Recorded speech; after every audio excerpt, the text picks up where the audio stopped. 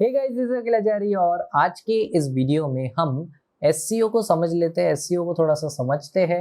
SEO यानी कि जो सर्च इंजन ऑप्टिमाइजेशन है, आपकी हेल्प करता है आपके कंटेंट के रैंकिंग को इम्प्रूव करने के लिए। अब होता क्या है, मान लो कि अगर आपके पास कोई एक वेबसाइट है और उस वेबसाइट पर आप ब्लॉग्स लिख रहे हो, तो आपके पास कई सारे रास्ते हैं ब्लॉग कंप्लीट होने के बाद पब्लिश करने के। एक तो सबसे सिंपल कि आपने ब्लॉग लिख दिया और उसको ऐसे ही पब्लिश कर दिया, ठीक है, बिना कुछ किए, सिर्फ पब्लिश पे दबा दिया और आपका ब्लॉग अब पब्लिश हो चुका है। अब गूगल क्या करेगा, अपने एल्गोरिदम्स को रन करेगा और उन एल्गोरिदम्स के हेल्प से आपका जो ब्लॉग है वो किसी भी टॉपिक के अंदर शो होने लगेगा और जो रैंक है वो सब गूगल डिसाइड करेगा। अब इसमें आप थोड़ा सा दिमाग लगा के अपने ब्लॉग या अपने कंटेंट का जो रैंकिंग है उसको इम्प्रूव कर सकते हो एसईओ के मदद से। अब होता क्या है, देखो, अगर आप कोई कंटेंट बनाते हो इंटरनेट पे, जैसे कि आपने ब्लॉग बनाया हुआ है और उस ब्लॉग को अगर आप कोई कीवर्ड से रिलेटेड बना रहे हो,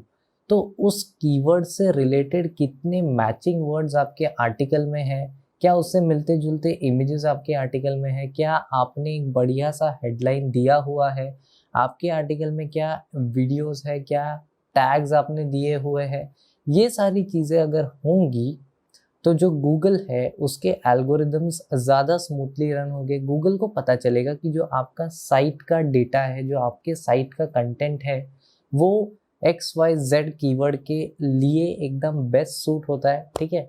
तो गूगल को हेल्प हो जाएगा आपके आर्टिकल को समझने के लिए, क्योंकि गूगल तो मशीन है और मशीन वर्ड्स ही देखेगा कि आपने क्या एंटर किया हुआ है अपने आर्टिकल में। अगर आपने कोई आर्टिकल डाला है तो क्या उसका मेटा डेटा आपने इम्प्रूव किया है, ठीक है, आपने हेडलाइन में उससे रिलेटेड कुछ इंक्लूड किया है कि नहीं, आपका आर्टिकल जो है उसमें क्या आपने सब हेडिंग्स ऐड किए हुए हैं, लिंक्स ऐड किया हुआ है, आउटबाउंड लिंक्स दिया हुआ है, दूसरे वेबसाइट से लिंक किया हुआ है। ये सारी चीज़ें अगर आपके आर्टिकल में होगी तो ये एक एड्ज क्रिएट करेगा आपके कॉम्पिटिटर्स के मुकाबले, ठीक है।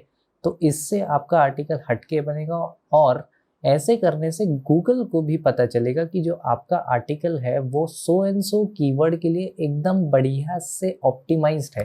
तो गूगल क्या है, सर्च इंजन, और आपका आर्टिकल ऑप्टिमाइज्ड है, इसीलिए यहाँ पे आपने सर्च इंजन ऑप्टिमाइजेशन मेथड को यूज करके अपने साइट का जो रैंकिंग है उसको बढ़ा लोगे, ठीक है। गूगल आपका साइट का जो रैंक है उसको ऑटोमेटिकली अपग्रेड कर देगा। बट यहाँ पे आपको ये ध्यान देना है कि सिर्फ लिंक्स लिख देने से, अट्रैक्टिव टाइटल लिख देने से आप रैंक नहीं कर पाओगे, क्योंकि हर एक सेक्टर का सबसे ज़्यादा इम्पॉर्टेंट पार्ट होता है कंटेंट। अगर आपके कंटेंट में बिल्कुल दम ही नहीं है तो आप कितना भी एसईओ यूज कर लो, आपका आर्टिकल रैंक नहीं करेगा, आपका कोई भी कंटेंट रैंक नहीं करेगा, ठीक है। तो एसईओ से पहले आपको ये ध्यान देना है कि जो आपने कंटेंट बनाया हुआ है उस कंटेंट में दम है और उस कंटेंट में वैल्यू है, ठीक है।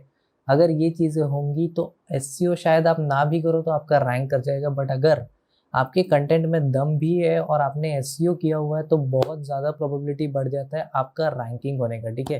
क्योंकि होता क्या है, कोई भी नया बंदा आता है तो वो जब आर्टिकल लिखता है कोई भी नीश के ऊपर या कोई भी टॉपिक के ऊपर, तो जो उसका आर्टिकल है वो बहुत बाद में दिखाई करता है। शुरू में जब गूगल पे कोई सर्च करेगा उसके आर्टिकल से रिलेटेड, तो उसे उसका जो कंटेंट है, आपका कंटेंट नहीं दिखाई देगा। तो आपको सबसे पहले एसईओ का हेल्प लेके उन कीवर्ड्स को ढूंढना है जो आपके आर्टिकल से मिलते जुलते भी है और आपके आर्टिकल मतलब जो कीवर्ड है उसका कंपटीशन भी कम है, ठीक है। तब प्रोबेबिलिटी बढ़ जाता है कि आपका आर्टिकल ज़्यादा रैंक करेगा और आपके आर्टिकल में जो कंटेंट है वही यहाँ पे सबसे मेजर रोल प्ले करता है, ठीक है। और यहाँ पे दो तरीके का देखो एसईओ आ जाता है, जैसे कि वाइट हैट एसईओ जिसमें आप जेन्यूनली काम कर रहे हो, ठीक है, गूगल के एल्गोरिदम्स को बोल रहे हो, सिर्फ हेल्प कर रहे हो आप, ठीक है।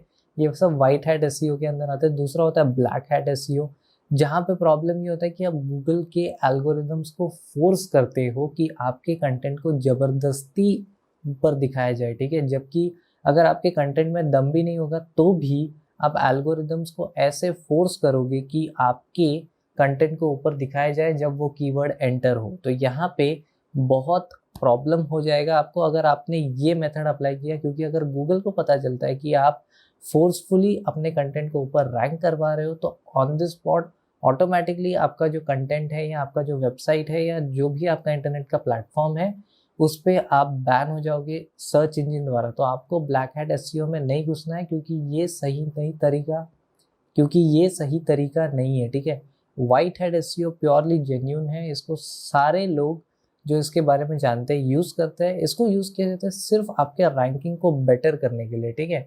बट सबसे ज़्यादा मेन फोकस आपका कंटेंट ही है। एक बार आपने दमदार कंटेंट बना दिया, उसके बाद अगर आप उसमें एसईओ को भी ऑप्टिमाइज कर लेते हो तो आपका जो रैंक है वो बहुत ज़्यादा अच्छे से बढ़ जाएगा और आपका आर्टिकल भी लोगों को शो होने लगेगा। तो ये होता है एसईओ। अब एसईओ में बहुत सारा पार्ट आता है, जैसे ऑन पेज, ऑफ पेज, उसको हम आने वाले वीडियोस में समझेंगे।